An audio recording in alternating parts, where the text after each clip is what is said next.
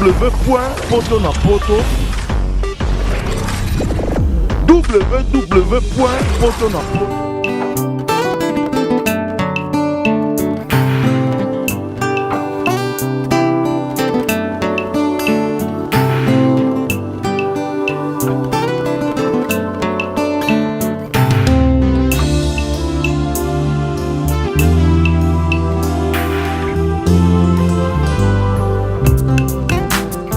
La salle Lovely's vous accueille dans un cadre exceptionnel tout au long de l'année.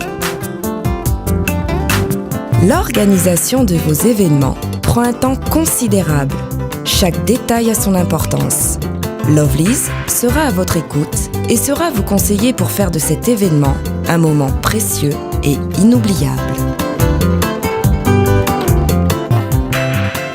Lovely's, l'excellence à votre service.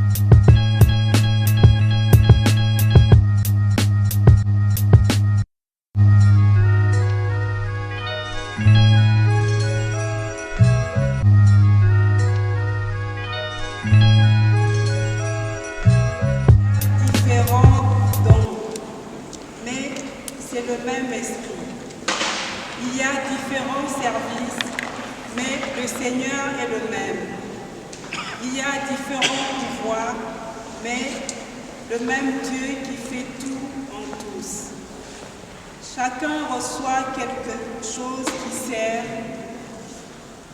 et c'est une manifestation de l'esprit. L'un reçoit de l'esprit une parole de sagesse, chez l'autre c'est une parole de connaissance selon le même esprit. Un autre a le même esprit, la foi. Un autre reçoit les dons de guérison dans le même esprit. Un autre reçoit la prophétie. Un autre sait reconnaître les esprits. Un autre a quelques dons de langue. Un autre interprète ces langues. Mais c'est le même et unique esprit qui répartit les dons propres à chacun et il donne ce qu'il veut. Parole du Seigneur.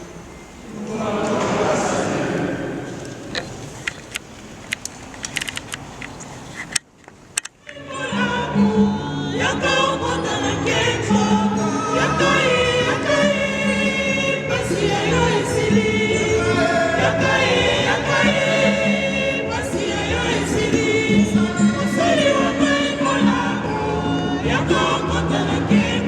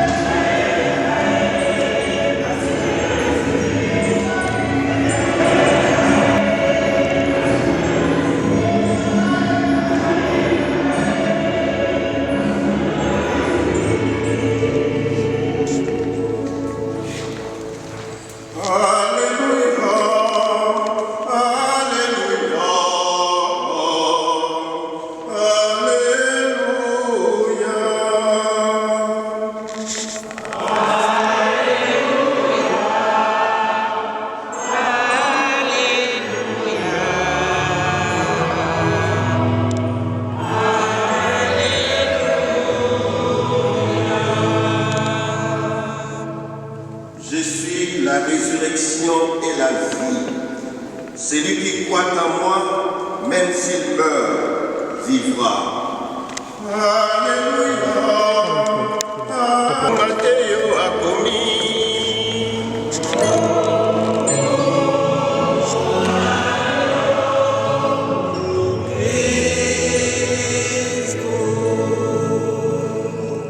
Nous lisons l'évangile selon saint Matthieu, le 25e chapitre, du 14e au 30e verset. Écoutez, un homme, avant de partir à l'étranger, fait appeler ses serviteurs pour leur remettre son argent. Il donne au premier 5 talents, à un autre 2 et au troisième 1 talent, à chacun selon sa capacité. Puis il part. Celui qui a reçu les 5 talents va immédiatement les faire travailler et il en gagne 5 autres. Celui qui en a reçu 2 fait de même et en gagne 2 autres. Quant à celui qui n'a reçu qu'un, il fait un trou dans la terre et cache l'argent de son maître. Longtemps après, le maître de ses serviteurs vient leur demander des comptes. Celui qui a reçu les 5 talents lui en présente 5 de plus. Seigneur, dit-il, tu m'as confié 5 talents, en voici 5 autres que j'ai gagnés.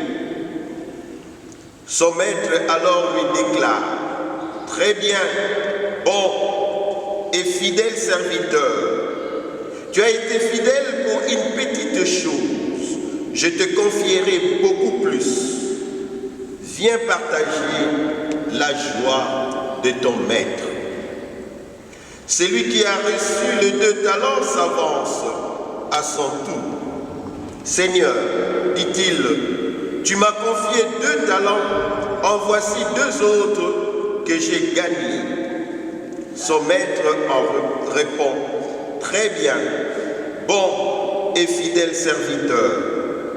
Tu as été fidèle pour une petite chose, je te confierai beaucoup plus. Viens partager la joie de ton maître. Celui qui n'a reçu qu'un talent s'avance alors et dit, Seigneur, je savais que tu es un homme dur. Tu moissonnes là où tu n'as pas sémé et tu amasses quand tu n'as rien engagé. J'ai donc pris peur. Je suis allé cacher ton talent dans la terre. Voilà ce qui t'appartient. Mais son maître lui répond, mauvais serviteur, bon à rien, caractère spécial, voire inoubliable. Pourquoi? Parce que au matin de ces jours, une information a circulé aux effets d'une bombe. Jules Presley Shumu Wembadio Penekikumba venait de quitter ce monde. Le lieu de sa mort, Abidjan, en Côte d'Ivoire. Les circonstances de sa mort, en plein concert, moment où il déployait ses talents. Aujourd'hui, 24 avril 2017, un an après, le membre de sa famille biologique, le membre de sa famille artistique, les amis et connaissances, les fanatiques, les wembaphiles veulent s'arrêter pour commémorer l'artiste Papa Wemba. Et comment? À travers la célébration de la Sainte Messe, c'est-à-dire se donner l'occasion d'écouter la parole de Dieu, d'en méditer et d'en faire un lien avec l'artiste Papa Wemba afin de dire merci au Seigneur pour ce que Papa Wemba était et pour ce que Papa Wemba avait fait sur cette terre des hommes. Mes frères, mes sœurs, cela s'appelle croire en Jésus, vainqueur de la mort. Cela s'appelle croire en Jésus ressuscité. Cela s'appelle aimer et ne pas oublier Papa Wemba. La parole de Dieu choisie pour cette circonstance, parlons-en. La première lecture, le don est un cadeau que Dieu donne à celui qu'il veut, comme il veut, où il veut, quand il veut. L'important, c'est de faire usage, bon usage de ce don au profit, non de soi-même, mais au profit des autres. Papa Wemba a utilisé ses talents, ces dons qu'il a reçus de la part du Seigneur pour la joie et le bonheur des autres. Il était fort conscient et fier de le dire que le Seigneur l'avait doté de dons de la musique, dons pour apporter la joie auprès de ses frères et de ses sœurs. Avec la vie de Papa Wemba, l'extrait de l'évangile selon Saint Matthieu que nous venons de suivre se comprend bien. Alain, Dieu a donné 5 talents. Au deuxième, il a parlé de maman. L'art d'interpréter dans la vie de Papa Wemba, il a eu à interpréter même des scènes de cinéma. Kourou, Kourou, dans la vie est belle. Pour tout dire, bravo l'artiste. Et étant donné que l'art ne meurt pas, l'artiste non plus ne meurt pas. Papa Wemba forever. Balabanzambe Boboto, Ondeko, Ileki Mukumoko, Samwekwe yaki lokola kake, Euti Omboka Abidjan, Moyembi Monet, Oya Yebanya Molongo Mobimba, Auti Kotika Biso. Atiki Biso Tango, Azalaki Koyemba, Pekobina, Alingaki Yango Mingi, Pe Akwei Esika Oyo Azalaki Kosala Mosala. Lelo, Mobu Moko, Eleki, Biso, Baye Bani Baye, Balibota, Baninga, Baye Bazalaki Kolanda e Kosepela, Namaka Momaso ya Kitoko Oyo Azalaki Kosala, Tolobite, Tosangana. Pendenge ya kosangana ya kitoko penza onzela ya losambo lonene ya misa. Pamba te na losambo ya misa tozwaka libaku ya koyoka liloba lya Nzambe, ya kokota na bozindo wa liloba lya Nzambe, pe ya kozwa libaku lisusu ya komilakisa liboso ya mokonzi na tina ya kosambela mingi penza lelo kosambela mpona Papa Wemba. Likambo oyo tosali, likambo kitoko oyo tosali, yango nde babengaka kondimela Yesu Kristu oyo akufa mpe alonga liwa oyo asekwi. Likambo oyo bino bozali kosala sikawa, yango nde kolakisa polele te bolingi Papa Wemba te lelo oyo, pe bobosani ete bozali kolakisa yango polele onzela ya boyambi bwa bino. talatina wana toyoki lilobali ya nzambe na litangi ya yango totalité batalenta makabo ndenge na ndenge nzambe moto apesaka biso yango mpe soki apesi biso yango alingaka te tosalela yango mpo na baninga soki totali bomoi ya papa Wemba tokomona te oyo nzambe apesaki koyeba koyemba asaleli yango koyeba miziki asaleli yango mpo na baninga mpo na kosepelisa baninga ndenge ye moko abandaki koloba nazwi yango mpo na kosepelisa baninga bongo bomoi ya papa Wemba tokoki kotala yango mpe na nzela ya sango elamu eye tolandi lokola Santo Mateo ayebisi biso na kati ya sango elamu yango bapesi biso ndakisa ya bato basato ndeko ya liboso bapesi ye makambo ebele mitano ya mibale azwi mibale ya misato azwi mobele moko kasi nzambe oyo apesi bango batalenta mpe makambo ndenge wana azali kozela te basalela yango ya liboso asaleli talenta itano oyo azwaki eboti lisusu itano mpe mokonzi alobi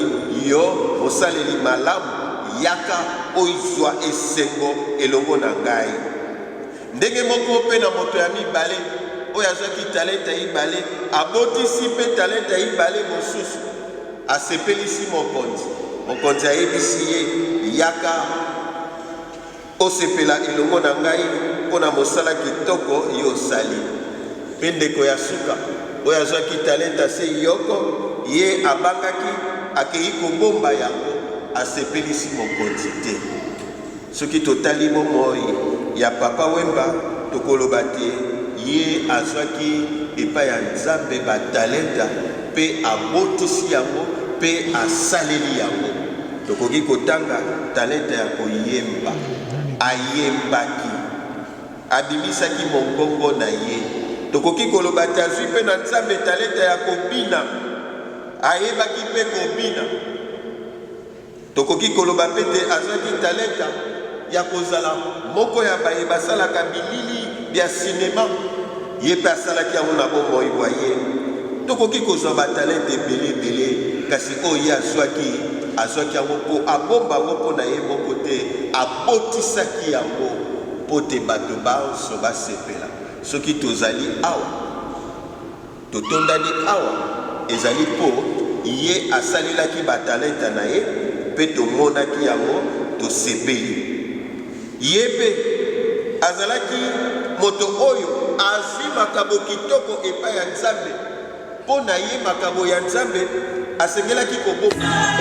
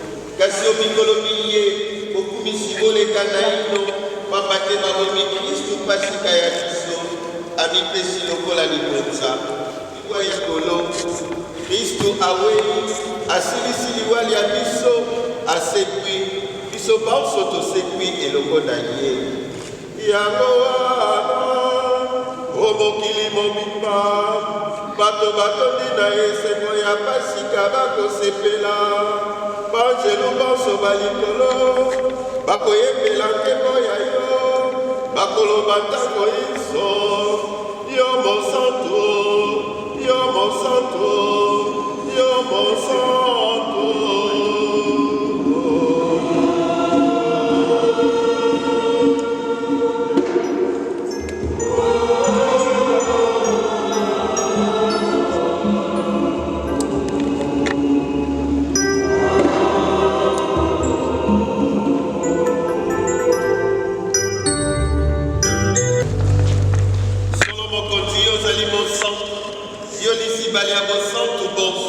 yango wana tokobondela yo santisa mabonzamba ye elimo santo akitela mango makomela biso zoto na makila mamokonzi wa biso Yesu Kristo mokolo bakangaki ye amipesi mpe andimi koyoka mpasi akamati lipa atoni yo abukili yango apesi bayekoli baye alobi kamatani olie yango bino banso eye ezali nzoto ya ngai na kokamba yango mpo ya bino. Tu es là au cœur de nos vies, et c'est toi qui nous fais vivre.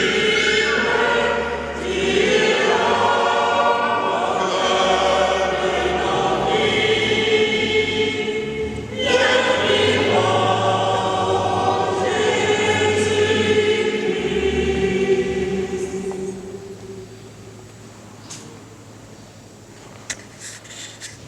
Esilisi bango kolia akamati mpenke atoni yo lisusu apesi bayekoli baye alobi kamatani bomele yango bino bonso eye ezali keni ya makila mangai makila mabondeko bwa sika mpe bwa seko makosopana mpo ya bino mpe mpo ya bato bonso na ntina te bozwa bolimbisi bwa masumu bosalaka boye mpo ya kokanisa ngai.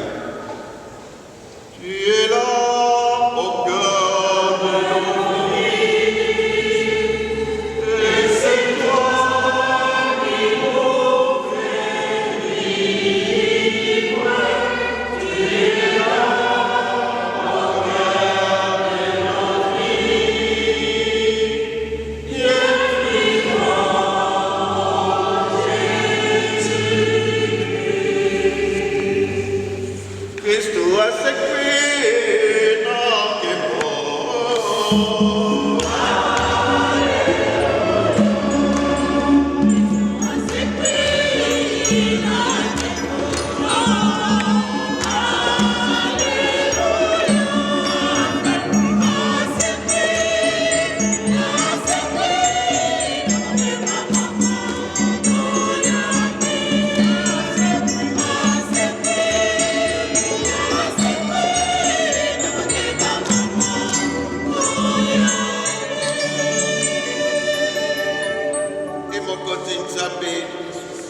Tokokanisa liwa mpe seko ya mwana wa yo tokobonzela yo bilei mikopesa bomo ilwa lobiko tokotondo yo zali obengi biso awa mpo ya kokumisa yo tokobondela yo ekokula biso nzoto na makila ma Kristo elimo santo asangisa biso tokoma se moto moko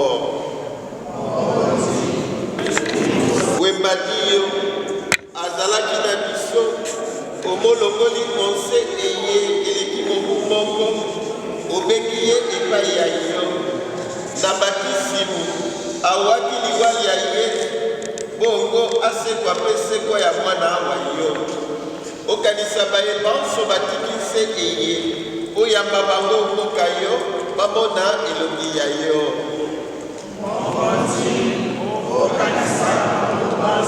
tokobondela yo oyokela biso banso mawa oyamba biso bomoi bwa seko elongo na ngondo mosantu maria moboti wa nzambe elongo na santu yosefu molongani wa ye elongo na bapostolo mpe na basantu bayo banso bazalaka bandeko bayo awa mose bongo tokumisa mpe tokembela yo na yesu kristu mwana wa yo wa bolingo mpo ya kristu elongo na ye mpe okombo ya ye tokopesa lokumu mpe nkembo na yo tata wa bokasi bonso ozali na elimo santu nzambe moko obileko biso seko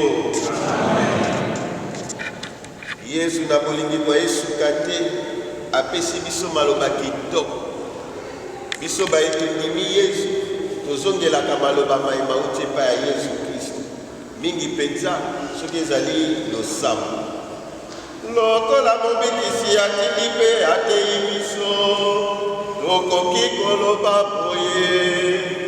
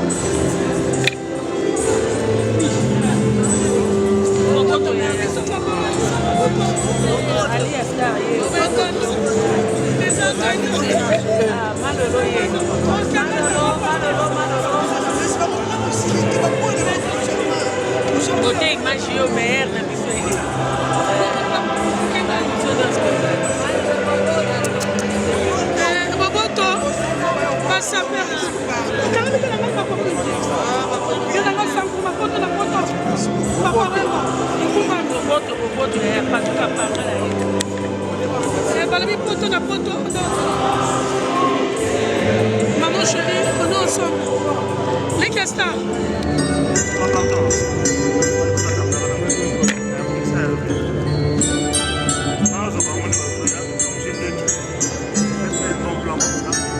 Papa.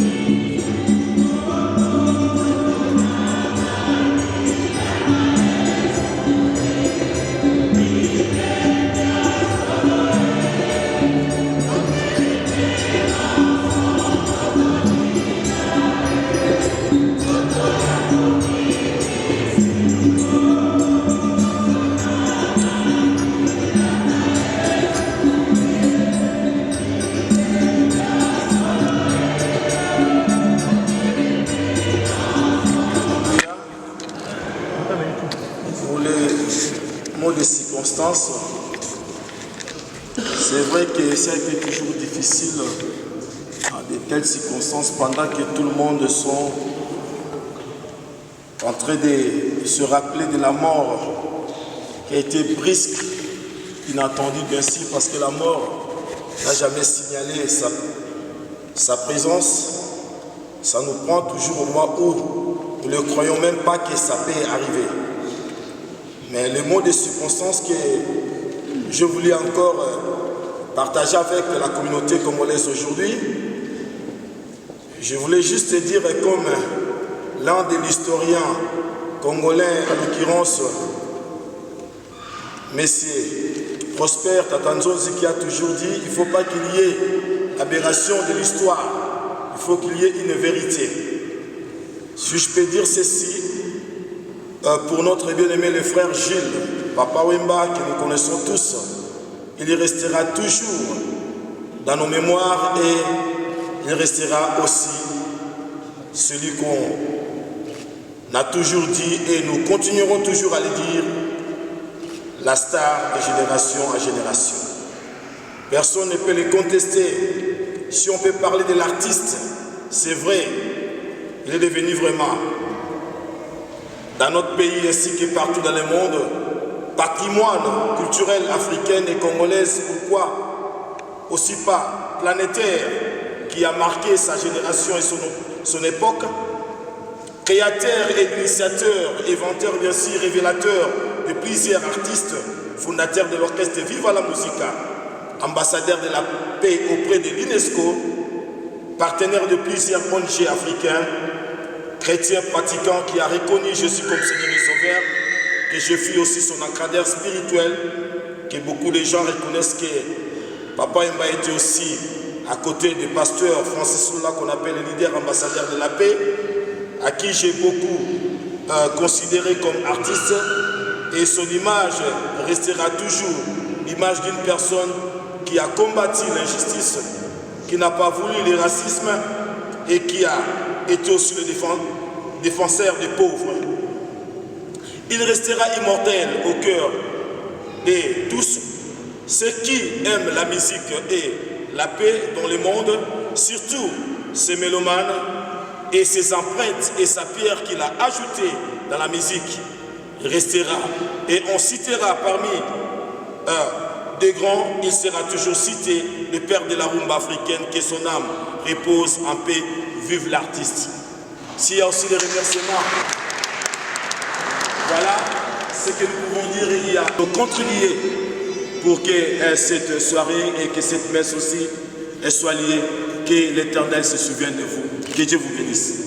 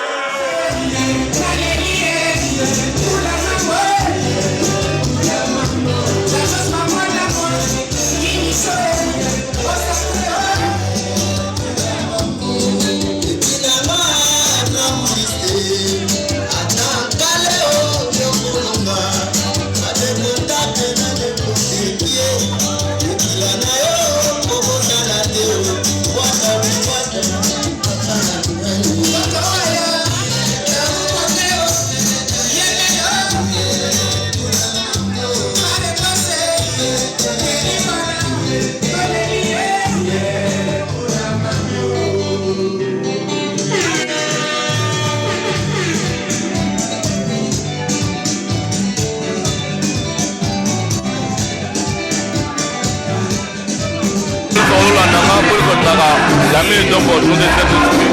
Pour que la production de Wouti, la église ne pas weba entre toi na salle pour lors abno ndenge ba événement et sur les pas. Bonsoir.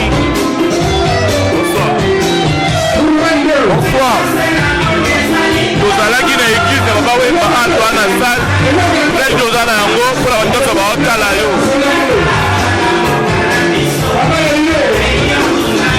Baimine na woro bate. Bakomi bai ikosa nyonso esangani. Donc il est là parce que azali awa ngai nasepeli kaka bato nyonso baleki nyonso bana na bamama bango etu tozalaki komona ngai na wemba malgré akembe namoni bango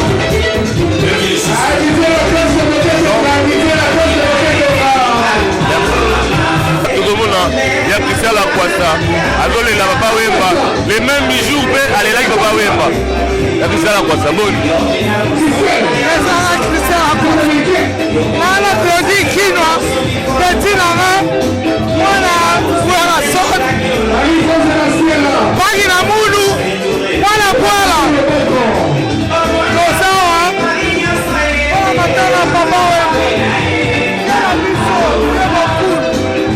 atika idéologie vie tokotika na biso ozomokokola yo tokotika motema na biso papa oye sokomisala na biso baeleloko na vie mokulu akei ye rosa ndekoloma wana bantu rosa onatenge toi tu es ma sœur tu es mokulu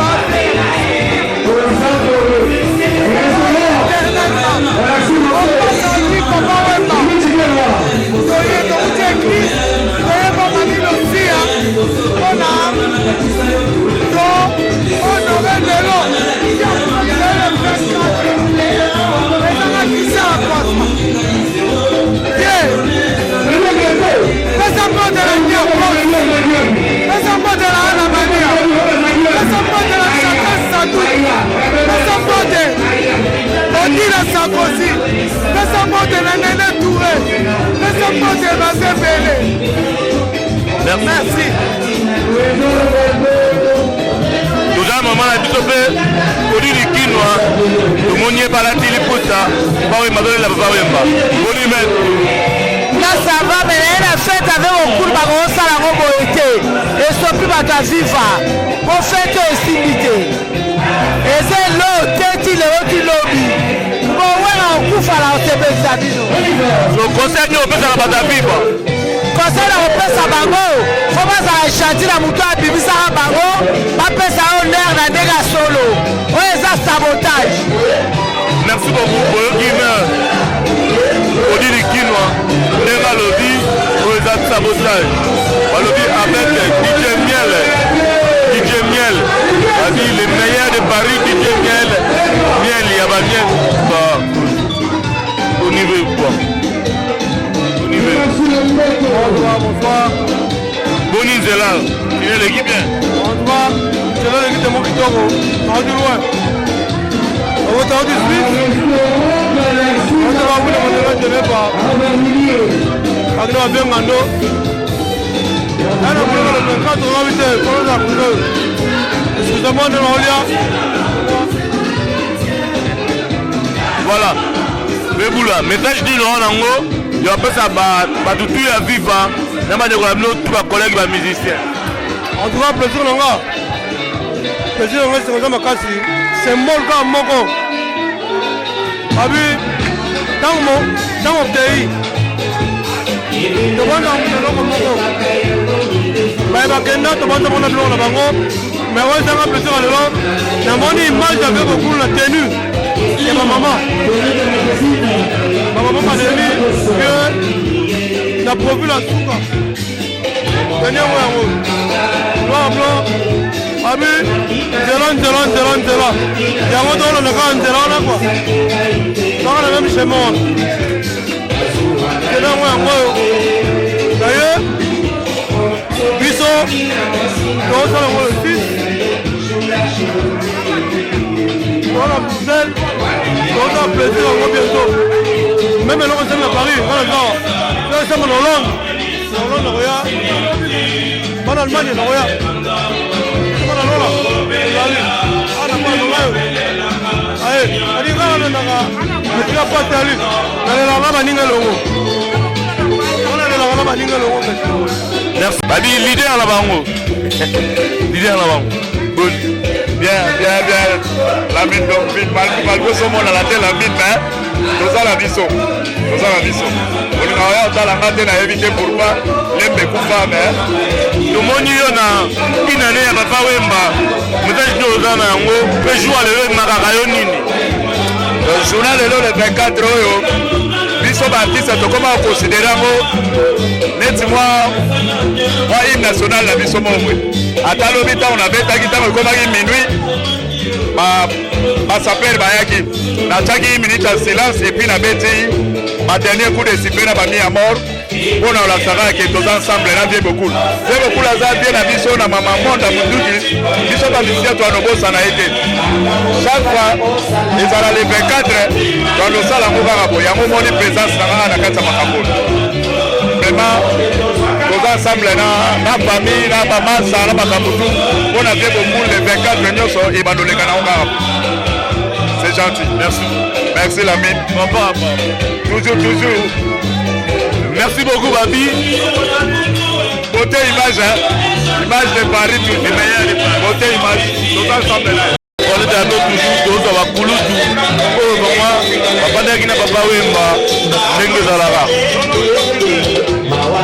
boni ouais ça va bato baotala yo bayebi ke ofanda trop na papa Wemba ozelaki na ye mpe trop mais jour lelo le 24 kine na papa Wemba eloko nini emarke yo esouvenir oza na yango ya jour lelo oyebi ke question tuni ya motuya oyebi ke moyen koloba eza te parce que navanda na vie wana 39 ans ya fidélité ke nazalaka na ye plus 1 ya liwana ya kei na absence na ye naza toujours fidèle en tout cas grandeur na ye tomoni yango mokili mobimba elakisi biso yango wabanda koloba na biso tozala kowa komso tozalaka na Saint Denis tozalaka na JC Katanga tozalaka na photo Joël azalaka na Clément Mivanta alobi na biso na Jiji Kakatuku alobi tozala kokufa bato bakoma kotémoigner na balabala yaba na moni lelo oyo moya kokoloba grandeur na ye eza te parce que papa Wemba azali grandeur na ye eyebani parce que napesaki exemple moko omoni Thomas Sankara azalaki président ya Afrique ya Burkinabe je pense azalaki simple comme de l'eau comme l'eau à boire akotambola partout na bato kobeta bale na bapeuple na ye mwasi na ye nakokende bwenze na basi nyonso na bwenze me mokolo akufaki balelaki ebongo te mais mutu baleli koleka papa Wemba par Nelson Mandela aza te na Afrique mobimba ça veut dire que je sais pas je manque mes mots vraiment mais mokubwa nde bayebi bino bayebi ke Paris eza mboka ya papa Wemba mais totali na église na sali awa bataviva na yo moko bozomona oye pende ebele te batamini na kala mais eza pourquoi bamisusu baye te bayebaki yo bayebaki te no bato ebele bayebi na bango parce que problème yali lelo eza lendi il y a des gens qui travaillent bato bake misala bato mosusu baza na Belgique mosusu baza partout parce que hommage ya papa Wemba ya pas que Paris na Japon na Allemagne et pas John Ndongala na Abidjan baza kuna bango moko na Kini ezobetama na couloir Madiakoko et puis na Suisse esalemaki hier na Lausanne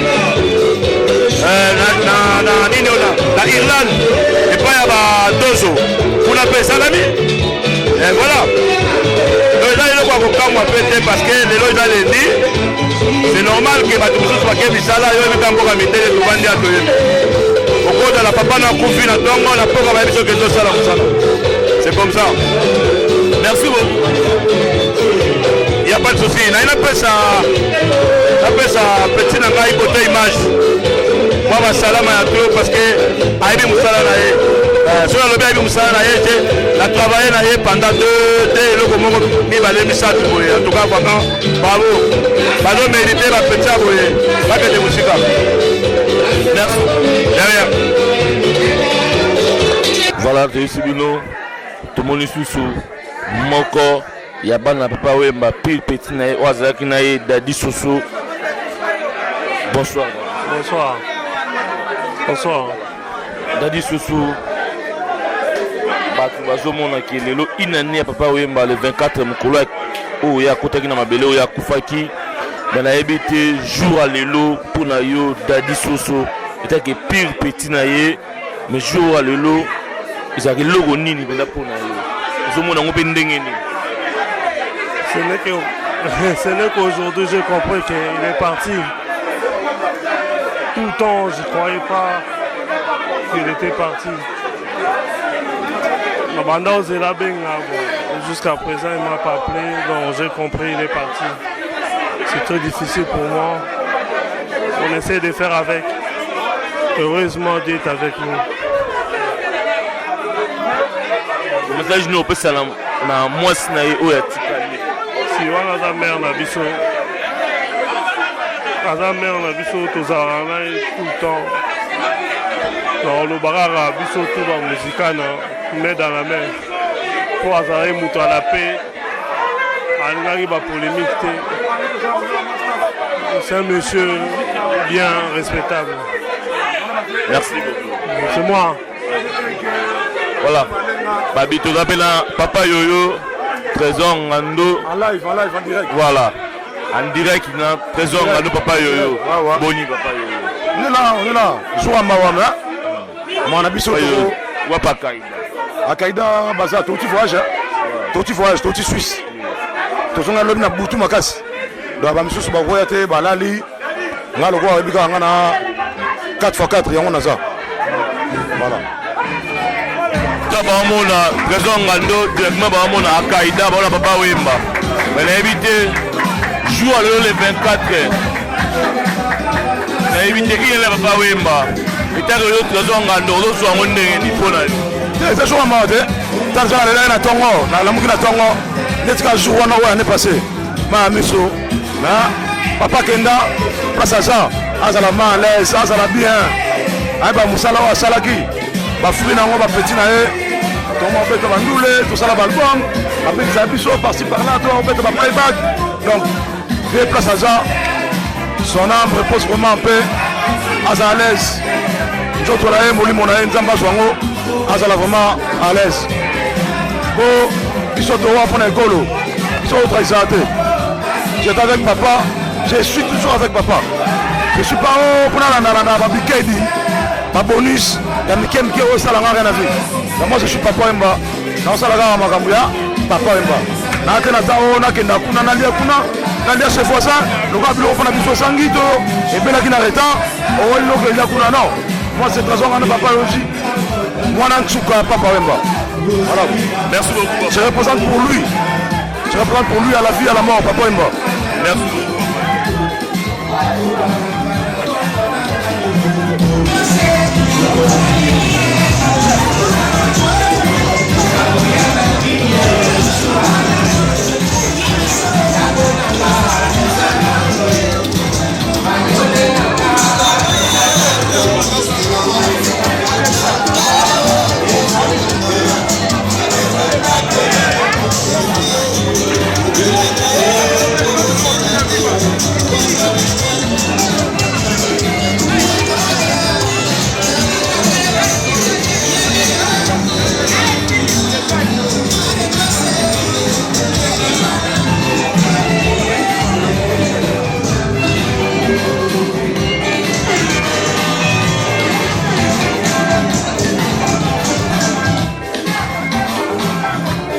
Voilà, balobi, maman la biso aussi azaza.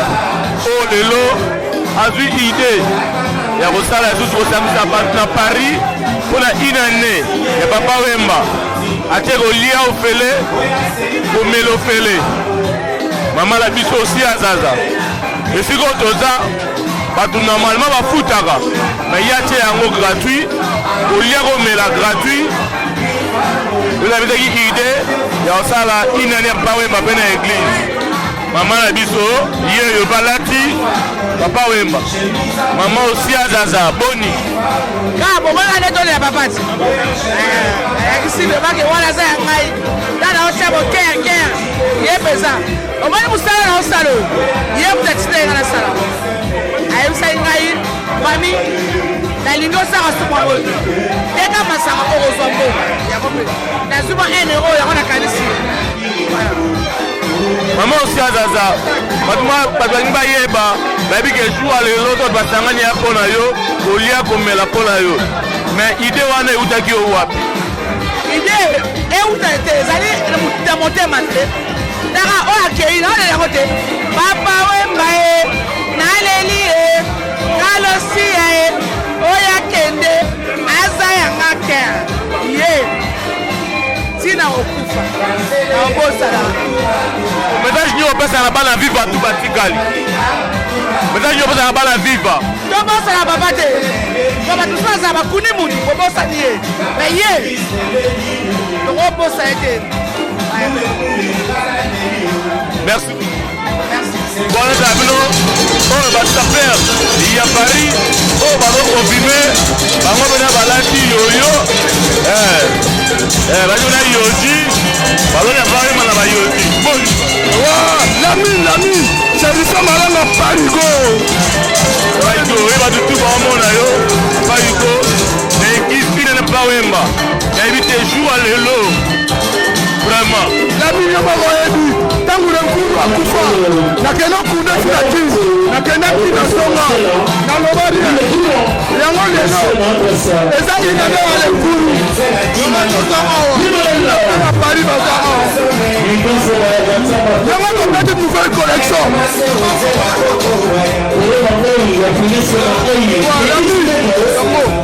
merci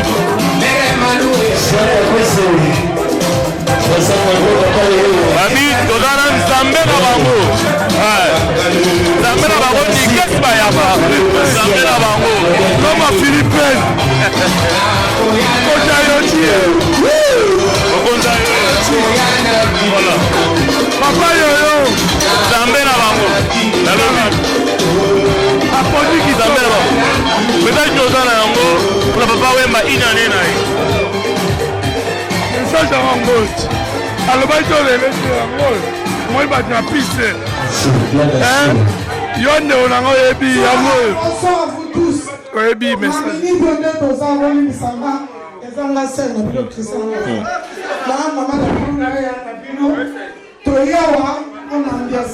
merci beaucoup beauté image les meilleurs de Paris ndenge ezalaka kaka babi azalaki wana mpona oseni ngai avec la mine d'Omvo tokona suka neza toyasi bino église toyasi bino salle napesi mbote na edino image nde ezalaka kaka toujours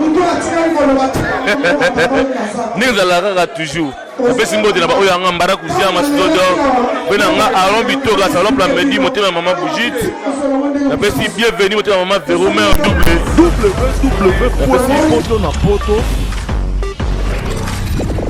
double www.